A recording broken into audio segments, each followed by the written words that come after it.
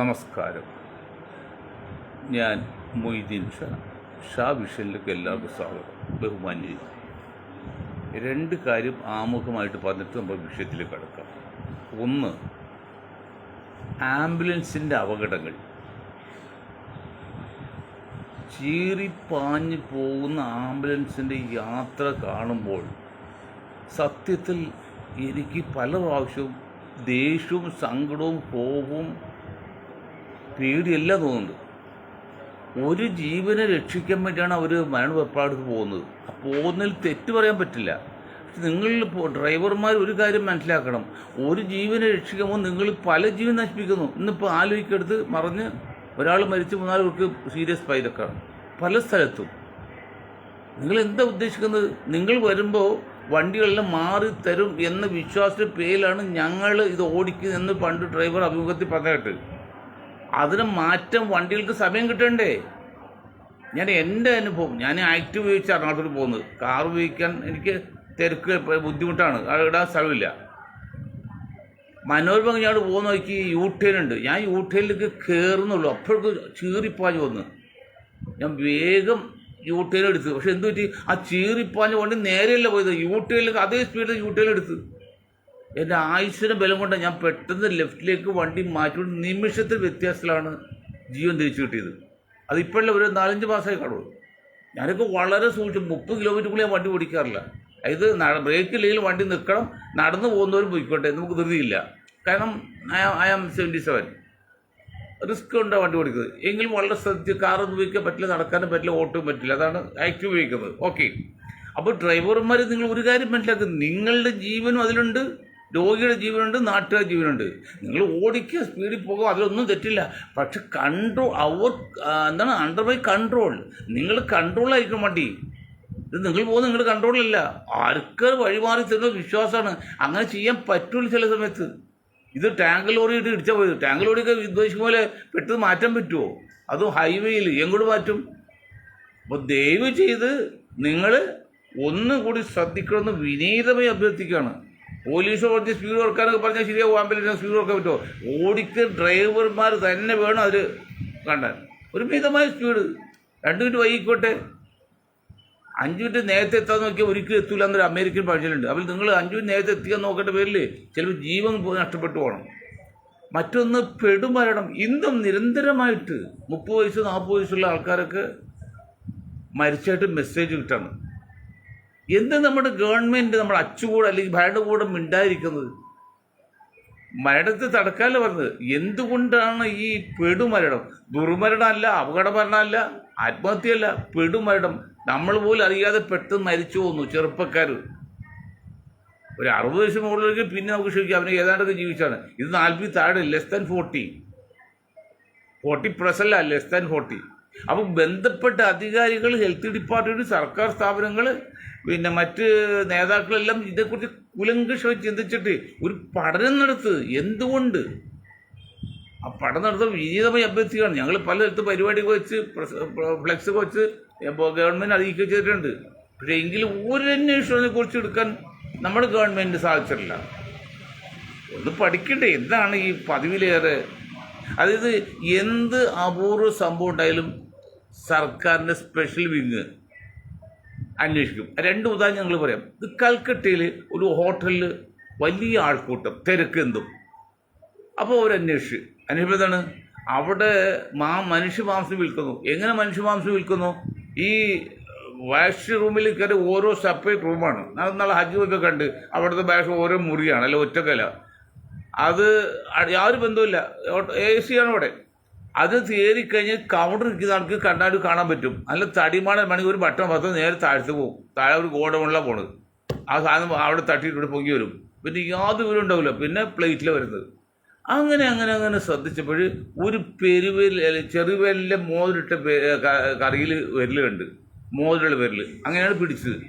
പിടിച്ചവനെ അത് മറ്റൊന്ന് ബോംബെയിൽ പണ്ട് കുഷ്ഠരോഗികൾ തെണ്ണ നടക്കുമായിരുന്നു. ഞാനിപ്പോൾ അതൊക്കെ ഇവിടെ 80 കാലഘട്ടത്തിലാണ്, 75-70 കാലഘട്ടത്തിലാണ്. ഇപ്പോൾ നല്ല പറഞ്ഞത്. അപ്പോൾ കുഷ്ഠരോഗികൾ തെണ്ണ വരും. കുറേ കുഷ്ഠരോഗികൾ കാണുന്നില്ല. ഉടനെ പോലീസ് അന്വേഷിച്ചു എന്താ കാരണം. അപ്പോൾ എന്താണ്, അവിടെ ഈ കള്ളപ്പറ്റുകാർ, കള്ളച്ചാര നിർമ്മിക്കുന്നവർക്കാണല്ലോ ലഹരി കിട്ടാൻ വേണ്ടി കുഷ്ഠരോഗികളിലെ കഴുകിയ വെള്ളം ചേർക്കും. നല്ല ലഹരിയാന്ന് പറഞ്ഞത്. അതും പിടിച്ച് അതുപോലെ എന്തുകൊണ്ട് നമ്മുടെ കൊച്ചു കേരളത്തിൽ പതിവിലേറെ പെടുമരണം നടക്കുന്നുണ്ട്. എന്തെങ്കിലും നമ്മുടെ സ്പെഷ്യൽ ബ്രാഞ്ചോ പോലീസോ അല്ലെങ്കിൽ നമ്മുടെ ഹെൽത്ത് ഡിപ്പാർട്ട്മെൻറ്റോ മന്ത്രിസഭയോ ഒക്കെ അന്വേഷിക്കണം വിനീതമായി അഭ്യർത്ഥിക്കുകയാണ്. മറ്റൊന്ന്, ഇന്നലെ പറഞ്ഞ് മുസ്ലിം സമുദായം സംഘപരിവാർ ആയിട്ട് മാത്രമല്ല സവർണ വിഭാഗമായിട്ട് അല്ലെങ്കിൽ സവർണ വിഭാഗം എന്ന് പറഞ്ഞാൽ മുന്നോക്ക സമുദായങ്ങളായിട്ട് ഒരു ധാരണ എത്തണമെന്ന് പറഞ്ഞാൽ അത് ചിലർ ചോദിച്ചു, ഞങ്ങൾക്കത് മനസ്സിലാകുന്നില്ല സാറേ പറഞ്ഞെന്താന്ന്, ഒന്നും കൂടി വ്യാഖ്യാനിക്കാവോ എന്ന് പറയും. യെസ്, നിങ്ങളെ ബോധ്യപ്പെടുത്തലാണ് എൻ്റെ പണി. ഇതൊക്കെ കേട്ടോളൂ. കാസ്പിയൻ കടൽ കടന്ന് ഇന്ത്യയിൽ വന്ന വിഭാഗമാണ് ആര്യന്മാർ. അത് EMS എഴുതിയ എന്ന് പൊളിറ്റ് ബ്യൂറോ സഖാക്കൾ വിളിക്കുന്ന EMS എന്ന് വിളിക്കുന്ന EM ശങ്കരൻ നമ്പൂതിരി എഴുതിയ വേദങ്ങളുടെ നാട് എന്ന പുസ്തകം. ആകെ ഒരു 10-60 പേജുള്ളൂ, ചെറിയ പുസ്തകമാണ്. അതിൽ 33-ാമത്തെ പേജിൽ 12-13 വരികളിൽ അങ്ങനെയെങ്കിലും അവരും വിദേശികളല്ലേന്നുണ്ട്. പലത് പറഞ്ഞ കൂട്ടത്തിൽ അദ്ദേഹം പറഞ്ഞു ആരാണ് അവരെന്നാണ് ആര്യന്മാരാണ്. അപ്പോൾ വിദേശത്ത് നിന്ന് കാസ്പിയൻ കടൽ കടന്ന് ഇറാനിൽ നിന്ന് വന്ന ഹിന്ദുക്കളാണ് ഇവിടുത്തെ ഈ ഹിന്ദു സമൂഹം, പാർസികളാണ് ഇവിടുത്തെ ഹിന്ദു സമൂഹം എന്നാണ്. അപ്പോൾ അവരെ സംബന്ധിച്ച് തിരിച്ചു പോകാൻ ഒരു വഴിയില്ല. മുസ്ലിങ്ങൾക്ക് 100-150 മുസ്ലിം രാജ്യങ്ങളുണ്ട് ലോകത്ത്, ക്രിസ്ത്യാനിക്ക് 100-150 രാജ്യങ്ങളുണ്ട്. അത് ഹിന്ദു സമുദായത്തിൽ തിരിച്ചു വന്ന വഴിക്ക് പോകാൻ പറ്റില്ല, തിരിച്ചു പോകാനില്ല. ഉള്ള ആകെ നേപ്പാളുള്ളൂ. നേപ്പാൾ ഇപ്പോൾ അറിയാമല്ലോ, പിന്നെ അതില്ല. അപ്പോൾ അവർക്ക് അവരുടെ ജീവിതം, അവരുടെ ഭാവി തലമുറ എല്ലാം ഇവിടെ തന്നെ കഴിയണം. അത് അവർക്ക് കൂലിവേലെടുത്തും പിന്നെ കച്ചവടം നടത്തിയും പോകാൻ അവർക്ക് പരിചയമില്ല. പ്രത്യേകിച്ച് ബ്രാഹ്മിൻസ് അവർ വരില്ല. അവർ പൂജാകർമ്മങ്ങളുമായിട്ട് ഒരു സുഖലൂലുമായിട്ട് കഴിയാണ്.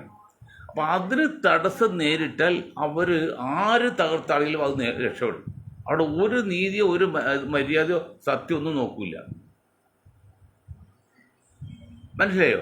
അപ്പോൾ അവരെ സംബന്ധിച്ച് അവരെ ഇവിടെ നില സുരക്ഷിതമാകണമെങ്കിൽ ഒരു കാര്യം ഉറപ്പാവിടെ, അവർക്ക് ഒരു കാര്യം ഉറപ്പാകണം. അതായത് 15% വരുന്ന മുന്നോക്ക സമുദായങ്ങൾ, പ്രത്യേകിച്ച് 2% ബ്രാഹ്മിൻസാണ് ഈ സംഘപരിവാറിനെ അല്ലെങ്കിൽ ഇതൊക്കെ നയിക്കുന്നത്. അവരെ സംബന്ധിച്ച് ഒരു കാര്യത്തിൽ പൂർണ്ണ ഉറപ്പ് കിട്ടണം. എന്താണെന്നറിയോ? ഏതാണ്ട് 20% വരുന്ന മുസ്ലിങ്ങൾ ഇവിടുത്തെ ഇപ്പോൾ 15-80% പിന്നോക്കത്തിൽ ന്യൂനപക്ഷങ്ങൾ, അവർ കൂടെ ഈ 20% വരുന്ന മുസ്ലിങ്ങൾ സപ്പോർട്ട് ചെയ്യരുത്. അവർ സപ്പോർട്ട് ചെയ്താൽ അത് ഇവിടുത്തെ മുന്നോക്ക സമുദായങ്ങൾക്ക് അല്ലെങ്കിൽ ബ്രാഹ്മണ ലോബിക്ക് ക്ഷീണം ചെയ്യും.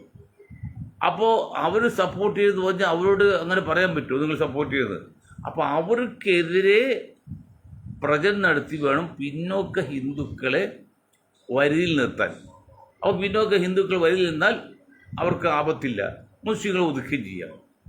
ഇത് ബുദ്ധിപൂർവ്വം മനസ്സിലാക്കാത്ത മുസ്ലിങ്ങൾ ഉണ്ടെങ്കിൽ അവരെക്കാൾ വലിയ മണ്ടന്മാർ ഈ ലോകത്തില്ലെന്നാണ്.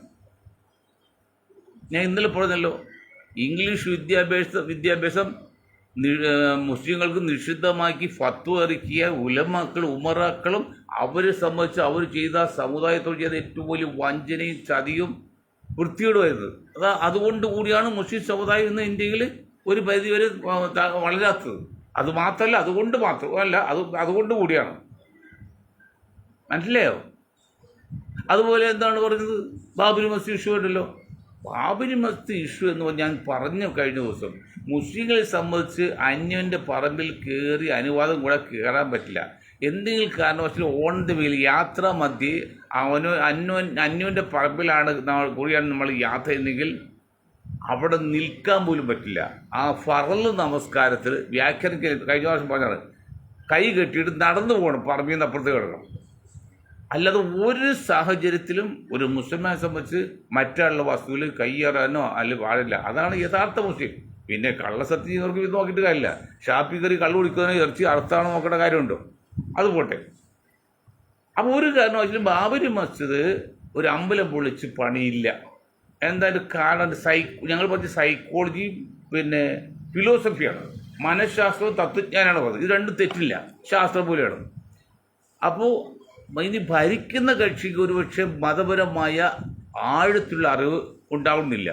പക്ഷെ അവരെ ഉപദേശിക്കാൻ സമൂഹത്തിലെ ബുദ്ധിമാന്മാരെ മതപരമായിട്ട് കൂടുതൽ അറിവുള്ള ഉപദേശകരുണ്ട്. ഇവിടെ മുഖ്യമന്ത്രിക്ക് ഉപദേശമുള്ള പോലെ അവരെങ്കിലും സമ്മതിക്കും, അവരും എതിർക്കും, സമ്മതിക്കില്ല. അപ്പോൾ എന്താണ് കാരണം? ഇത് ഭരണം പിടിച്ചെടുക്കാനും സംഘപരിവാറിൻ്റെ വളർച്ചയ്ക്കും ഒരു കാരണം മാത്രമാണ്. അത് പിന്നെ മണ്ഡൽ കമ്മീഷൻ റിപ്പോർട്ട് ബി ഫിഷിംഗ് എടുത്തിട്ടപ്പോൾ അതിൻ്റെ ഒരു അതിൻ്റെ ഒരു മറുമരുന്നായിട്ടാണ് ഈ പിന്നെ ബാബരി മസ്ജിദ് ഇഷ്ടം പദയാത്രയൊക്കെ അധ്വാനി കൂടി പദയാത്രയൊക്കെ. പക്ഷേ എന്ത് പറ്റി? ഗതിയുടെ അധ്വാനിക്ക് ഒന്നും കിട്ടാതെ പോയി, പുള്ളി ജീവിതത്തിൽ പ്രധാനതയില്ല. എന്തുപോട്ടെ, അപ്പോൾ അത് മനസ്സിലാക്കിയിട്ട് നമ്മൾ എന്താ ചെയ്യേണ്ടത്? ബുദ്ധിയുള്ള മുസ്ലിം സമുദായം അതെന്ത് ചെയ്യുന്നറിയോ? അതങ്ങ് വിട്ടുകൊടുക്കണം. ശരി, നിങ്ങളെടുത്തോ, നിങ്ങളുടെ ആവശ്യമില്ല. ഒരെണ്ണാലും എല്ലാവരും പറഞ്ഞത് ഒരെണ്ണം നിങ്ങളുടെ ആവശ്യമല്ലേ, അത് വിട്ടുകൊടുത്തെങ്കിൽ BJP സംഘപരിവാർ വളർച്ച അവിടെ നിന്നേനെ. അത് വിട്ടുകൊടുക്കാതെ ഇവിടുത്തെ കോൺഗ്രസും കമ്മ്യൂണിസ്റ്റ് പോലെ BJP വിരുദ്ധ ലീഗ്, സംഘപരിവാർ വിരുദ്ധ ശക്തിയെല്ലാം മുസ്ലിങ്ങൾ ജാടി കയറ്റി സമ്മതിച്ചില്ല. പറ്റൂല. അന്ന് ചന്ദ്രശേഖരനെ പോലുള്ള പ്രധാനമന്ത്രിമാർ പറഞ്ഞു, നിങ്ങൾ വിട്ടുകൊടുക്കുകയാണെങ്കിൽ നിങ്ങൾക്ക് സ്വർണ്ണം കൊണ്ട് ഞങ്ങൾ പണം തരാം, പ്രശ്നം തീർക്കാമല്ലോ. വലിയ സങ്കീർഷമല്ലേ?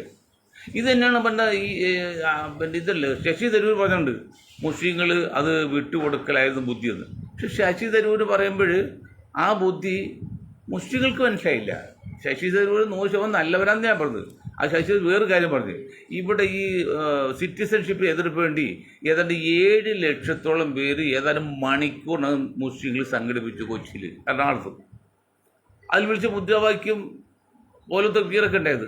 അതുപോലെ മുദ്രാവാക്യം വിളിച്ചപ്പോഴും ശശി തരൂർ ഉണ്ടായ ഓത്തിൽ വന്നപ്പോൾ ശശി തരൂർ പറഞ്ഞു, നിങ്ങൾ ഇതിൽ മുസ്ലിം മുദ്രാവാക്യം വിളിക്കില്ലേ, ഇത് മുസ്ലിങ്ങളായിട്ട് മാത്രമല്ല മൊത്തം ജനങ്ങളുടെ കാര്യമാണ് എന്ന് ഉപദേശിച്ചു. അപ്പോഴും പലരും ശശിയെ കുറ്റം പറഞ്ഞു, അയാൾ ആദ്യം പറഞ്ഞത് അതല്ല, അയാൾക്ക് പറഞ്ഞ ബുദ്ധിയാണ്.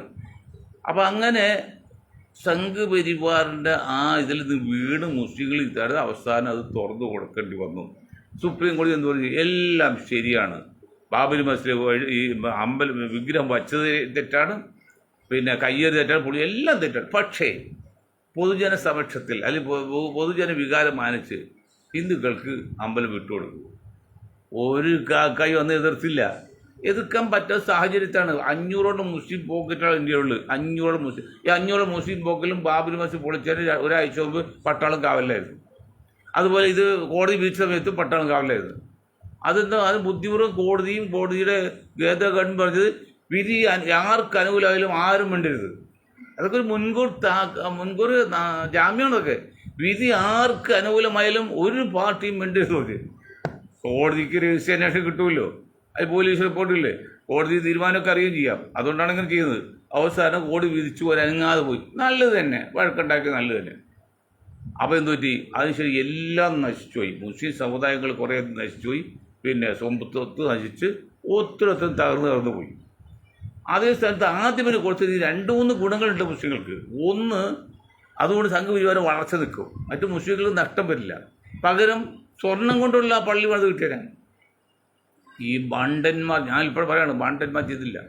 അതുപോലെ ഇപ്പോൾ നമ്മൾ വീട്ടിൽ പൂച്ച വരുമ്പോൾ പൂച്ചക്ക് ഭക്ഷണം കൊടുക്കില്ല.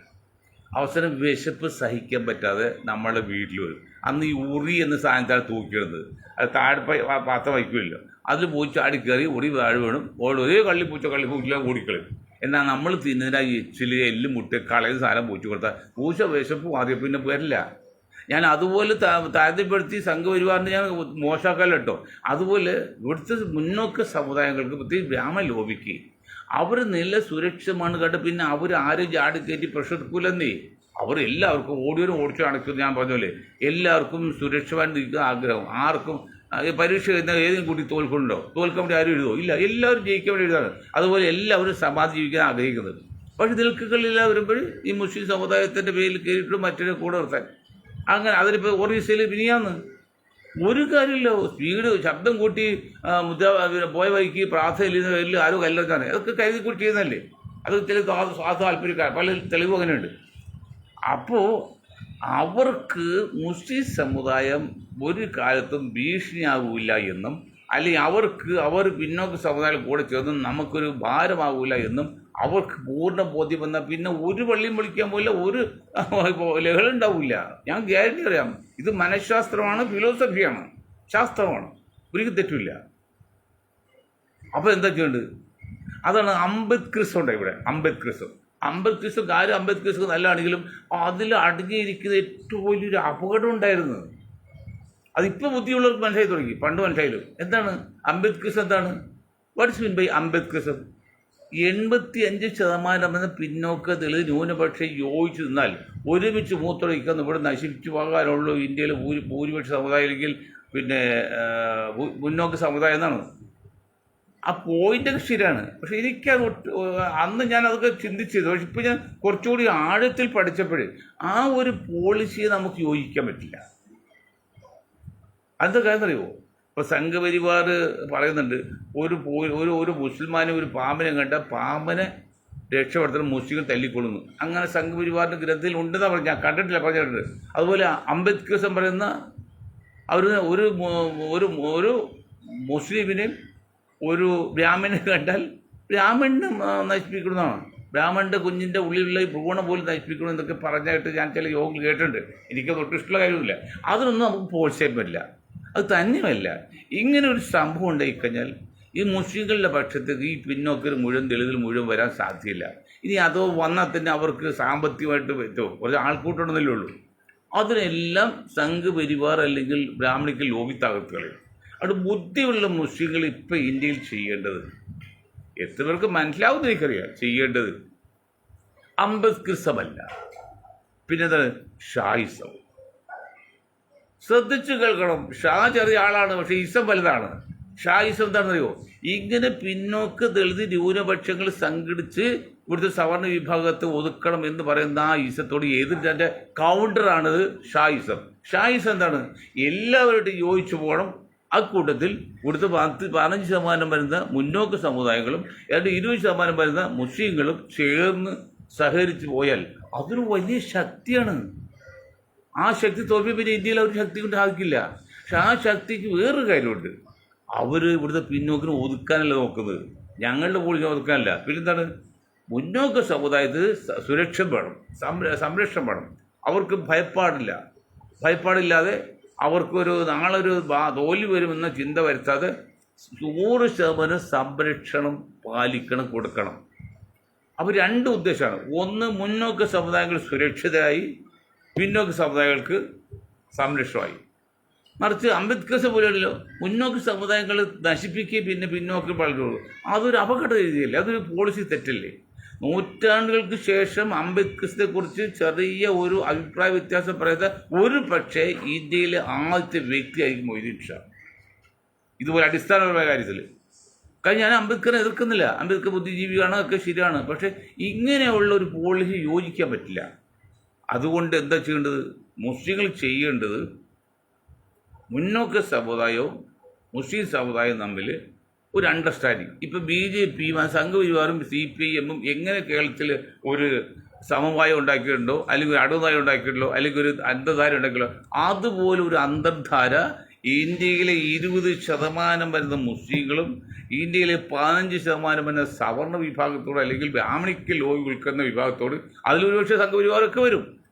ഒരു പരസ്പര ധാരണ, ഗിവ് ആൻഡ് ടേക്ക് പോളിസിയാണ് ഇന്ത്യയുടെ നിലനിൽപ്പിനും വളർച്ചയ്ക്കും നല്ലതെന്ന് ഇപ്പോൾ മൊയ്തീൻ ഷാ പറഞ്ഞാൽ, 1969 വിമാനത്താവളം കൊച്ചിയിൽ നിന്ന് എറണാകുളം ജില്ലയുടെ വടക്ക് പറഞ്ഞാൽ ഭാഗത്തേക്ക് മാറ്റേണ്ടി വരുന്നപ്പോൾ എനിക്ക് ഭ്രാന്ത് തോന്നിയ ആൾക്കാർ തലമുറ ഇപ്പോഴും ജീവിക്കണം. അവർ പറയും അത് മൊയ്തീൻ ഷാക്ക് ഭ്രാന്താണ്. പക്ഷെ അവർ മനസ്സിലാക്കും ആഫ്റ്റർ 25 years, 25 വർഷം കഴിഞ്ഞ്, അപ്പോഴേക്കും എല്ലാം നശിച്ചു. അതായത് അബൂജാഹിലും ടീം 1500 വർഷമെങ്കിലും ആ ആശയമുള്ളവർ ഇന്നും ഇന്ത്യയിലുണ്ട്, ലോകത്തുമുണ്ട്. അതുപോലെ എന്നെ പ്രാന്താന്ന് പറഞ്ഞ ആൾക്കാരെ തലമുറ അല്ലെങ്കിൽ അവരിപ്പോഴുണ്ട്, കൊച്ചു കേരളത്തിൽ എറണാകുളത്തുണ്ട്. അവർക്ക് ഉൾക്കൊള്ളില്ല, അവർക്ക് അറിയില്ല അത്. പക്ഷെ അത് ഉൾക്കൊള്ളിൽ അപാര ബുദ്ധിശക്തി, കഴിവും വേണം, ദീർഘവീക്ഷണം വേണം, സർവോപരി ദൈവാനുഗ്രഹം വേണം. ദൈവത്തിൻ്റെ അനുഗ്രഹം ഉള്ളപ്പോൾ അതൊക്കെ മനസ്സിൽ തോന്നുള്ളൂ. ഈ കൊച്ചു മൊയ്തീൻ ഷാ പണ്ട് പ്രവാചകനെ കുറിച്ച് പറഞ്ഞില്ലേ, ആട്ടിടയൻ അള്ളാഹു ഇത്രയും കഴിവ് കൊടുത്ത്. അതായത് ഒട്ടും ചാർജില്ലാത്ത ബാറ്ററിയിലേക്കാണ് ദൈവാനും ചാർജ് കയറ്റുന്നത്, പിന്നെ അത് ഫുൾ ചാർജാവും. അതുപോലെ ഒന്നുമില്ലാതിരുന്ന ആട്ടിടാണ് പ്രവാചകൻ മുഹമ്മദ് നബിക്ക് അള്ളാഹു കഴിവ് കൊടുത്തത്. അതുപോലെ തന്നെ പറയാൻ പറ്റില്ല, അതുപോലെ തെറ്റാണല്ലോ. മുഹമ്മദ് നബി കൊടുക്കുക മൊയ്തീൻ ഷാ. പക്ഷെ പാവം മൊയ്തീൻ ഷായ്ക്കാണ് അള്ളാഹു ചില അനുഗ്രഹം കിട്ടിയോണ്ടാണ് ഈ രീതിയിലൊക്കെ സംസാരിക്കും, പെരുമാറുന്നു, പ്രവർത്തിക്കുക. അതൊരു എക്സ്ട്രാ ഓർഡിനറി തിയറിയാണത്. എത്രക്ക് മനസ്സിലാവും? ഇവരാക്കും തങ്ങൾക്ക് മനസ്സിലാവുമോ? ഇപ്പോഴും RS വിരോധം പറഞ്ഞ് നടക്കാന്നല്ലാതെ. അല്ലെങ്കിൽ കോൺഗ്രസ്സുകാർക്ക് ഇത് ആവശ്യമാണ് വിരോധം, കാരണം മുസ്ലിങ്ങൾ വോട്ട് കിട്ടിയാൽ അവർക്ക് ഭരിക്കാൻ പറ്റുള്ളൂ. പക്ഷെ അവരതുകൊണ്ട് സഹായിക്കില്ല. മറിച്ച് ഈ പറയുന്ന സംഘ് പരിവാർ ഉൾക്കൊള്ളുന്ന മുന്നോക്ക സമുദായ ലോബി, ബ്രാഹ്മണിക്ക് ലോബി, അവരായിട്ട് ധാരണ എത്തിയാൽ മറ്റാര് സംരക്ഷണം കൊടുക്കാൻ കൂടുതൽ സംരക്ഷണം മുസ്ലിങ്ങൾക്ക് കിട്ടും. മുസ്ലിങ്ങൾക്ക് അവരുടെ നേട്ടം ഉണ്ടാവും. ഞാൻ ഉറപ്പ് പറയാം. മനഃശാസ്ത്രം പറയുന്നത്, അവർ മനഃശാസ്ത്രം A to Z മനസ്സിലാക്കിക്കൊണ്ടാണ് Moideen Shah പറഞ്ഞത്. അവർ ഫിലോസഫി മനസ്സിലാക്കിക്കൊണ്ടാണ് മൊയ്തീൻ ഷാ പറഞ്ഞത്. അവർ ശാസ്ത്രീയ രീതിയും സ്വഭാവവും മനസ്സിലാക്കിക്കൊണ്ടാണ് മൊയ്തീൻ ഷാ പറഞ്ഞത്. ഇത് എത്ര പേർക്ക് മനസ്സിലാവും? ബാബരി മസ്ജിദ് അതുപോലെ ഇപ്പോഴും സംഘ പരിവാരമായിട്ട് എതിർത്ത് നടന്ന് ഇപ്പോൾ പോപ്പുലർ ഫ്രണ്ട് ഉണ്ടാക്കി എന്ത് നേടി? അതുപോലെ ഈ മുസ്ലിം സമുദായത്തെ ഈ കോൺഗ്രസും കമ്മ്യൂണിസ്റ്റ് നിർത്തി, RS എതിർ നിർത്തി ആ സമുദായം മുഴുവൻ നശിക്കും. സംഘ് പരിവാർ മറ്റേ പിന്നോക്ക ഹിന്ദുക്കൾക്കോ അല്ലെങ്കിൽ ഇവിടുത്തെ ഒരു മറ്റേ കോൺഗ്രസ് ഹിന്ദുക്കൾക്കൊക്കെ ഒരു സുപ്പാത്തി കൊടി തല്ലി അങ്ങോട്ട് പോയാൽ മതി, പ്രശ്നം തീർന്ന്. പക്ഷെ അവർക്ക് പിന്നെ പോകാൻ വഴിയുണ്ടോ? അതാണ് മക്കളെ നിങ്ങളുടെ സംശയം ഇപ്പം ഏതാണ്ട് ബോധ്യമായി എന്ന് തോന്നുന്നു. കാരണം ഈ സംശയം പണ്ട് എനിക്ക് പോലും തിരിച്ചറിയില്ലായിരുന്നു, എനിക്ക് പോലും മനസ്സിലായില്ല. അതിന് വർഷങ്ങളുടെ സമയം എടുത്താണ് ഒന്നുകൂടി ആഴത്തിൽ പഠിക്കുകയും ചിന്തിക്കുകയും പ്രവർത്തിക്കുകയും ചെയ്തതിൻ്റെ ഫലമായിട്ട് പിന്നെ ദൈവത്തിന് അനുഗ്രഹങ്ങൾ കിട്ടിയപ്പോഴാണ് നമുക്കിത് പൂർണ്ണമായിട്ട് കിട്ടിയത്. ഇപ്പോൾ നിങ്ങൾക്ക് മനസ്സിലായെങ്കിൽ നിങ്ങൾ രക്ഷപ്പെട്ടു. അതായത് നമ്മൾ നടന്നു പണ്ടൊക്കെ ഗ്രാമങ്ങളിൽ രാത്രി ചൂട്ട് കത്തിച്ച് അതിൻ്റെ പുറകിലാണ് പോകുന്നത്. അപ്പോൾ കാരണന്മാർ പുറകിൽ വെക്കും, പിള്ളേർക്ക് ചൂട്ട് മുമ്പിൽ വെക്കും. അപ്പോൾ പുറകിൽ നിൽക്കുന്നവർക്ക് വെളിച്ചം കിട്ടാൻ തല വയ്ക്കുന്ന മക്കളെന്ന് പറയും. അപ്പോൾ ചെറുപ്പക്കാർ ചിരിക്കും. പക്ഷെ അന്ന് ചിരിക്കാത്ത ചെറുപ്പക്കാരുണ്ടായിരുന്നു, അത് മൊയ്തീൻ ഷാണ്. കാരണം അങ്ങനെ ചിന്തിക്കുന്ന ആരെങ്കിലും ഉണ്ടെങ്കിൽ അവൻ രക്ഷപ്പെടും. എനിക്കും വയസ്സാവും, അപ്പോൾ എനിക്ക് അവസരം വരും, എനിക്ക് ബുദ്ധി ഉണ്ടാവും, എനിക്ക് തല വയ്ക്കുമെന്ന് ആ യുവതലമുറക്ക് മനസ്സിലായാൽ, അങ്ങനെ മനസ്സിലാക്കുന്ന യുവാക്കൾ ഭാവിയിൽ രക്ഷപ്പെടും, നന്നാവുകയും ചെയ്യും, പൊതുജനങ്ങളെ സ്നേഹിക്കുകയും ചെയ്യും. അതുപോലെ ഇപ്പോൾ ഇന്ന് പറഞ്ഞാൽ നിങ്ങൾക്കത് മനസ്സിലാവില്ല.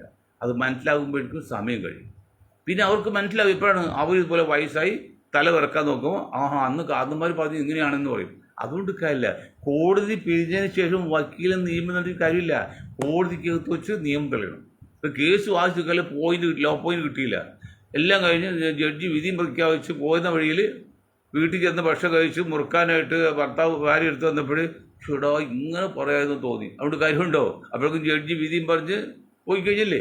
അപ്പോൾ കോടതിക്കകത്ത് വെച്ച് നിയമം തെളിയണം. കോടതി പിരിഞ്ഞ് നീളുന്നൊരു കാര്യമില്ല. അതുപോലെ ഇപ്പോൾ യുവാക്കളെ നീളം തലമുറ നിങ്ങൾക്ക് ഇതൊക്കെ മനസ്സിലാകുന്നുണ്ടെങ്കിൽ നിങ്ങളും രക്ഷപ്പെടും, തലമുറ രക്ഷപ്പെടും, ഈ സമുദായം രക്ഷപ്പെടും, തദ്വാര രാജ്യം രക്ഷപ്പെടും. ഇല്ലെങ്കിൽ ഈ കൊണ്ടും കൊടുത്തും ഗീവ് ആൻഡ് ടേക്ക്, ഈ കൊണ്ടും കൊടുത്തും കൊന്നും പിടിച്ചും RSS മുസ്ലിം ലീഗുകൾ ഇപ്പോൾ ഒറീസയിൽ ഒരു കാര്യമില്ലാത്ത കാര്യമാണ്. കുറേ പേരൊക്കെ മരിച്ചിട്ടുള്ളത്, കുറേ അധികം നാശനഷ്ടം വന്നിട്ടുണ്ട്. മരണാലധികം വസ്തുവകൾ നശിപ്പിക്കാന്നുള്ള വസ്തുവകകൾ ആരുടെ ആണെങ്കിൽ ഞാൻ പോലെ കല്ലിൽ ഇരുമ്പ് സൂചി കൊണ്ടാലും സ്വർണ്ണ സൂചി കൊണ്ടാലും കണ്ണ് പൊട്ടുന്ന പോലെ ആരുടെ സ്വത്താണെങ്കിൽ നശിക്കുന്നല്ലേ? നശിച്ചു കഴിഞ്ഞാൽ നാശം തന്നെയല്ലേ? അത് ഹിന്ദുവിൻ്റെ ആയാലും മുസ്ലിമിൻ്റെ ആയാലും ആരുടെ ആയാലും നാശമല്ലേ? ഇപ്പോൾ സംഭവിക്കുന്നതാണ്. ഒരു ലഹള ഉണ്ടായാൽ ഹിന്ദുക്കളിലെ കുറച്ച് ചിലപ്പോൾ ഹിന്ദുക്കൾ കുറച്ചും ബാക്കി കൂടുതലും മുസ്ലിങ്ങൾ നശിക്കും. രണ്ടും നാശമാണ്. ഞങ്ങളത് ഇഷ്ടപ്പെടുന്നില്ല. ഹിന്ദുവിൻ്റെ ആയാലും മുസ്ലിം ആയാലും നശിക്കാൻ പാടില്ല. എല്ലാം നമ്മുടെ സ്വത്താണ്, പൊതു സ്വത്താണ്, പബ്ലിക് വെൽത്താണ് ഇതൊക്കെ.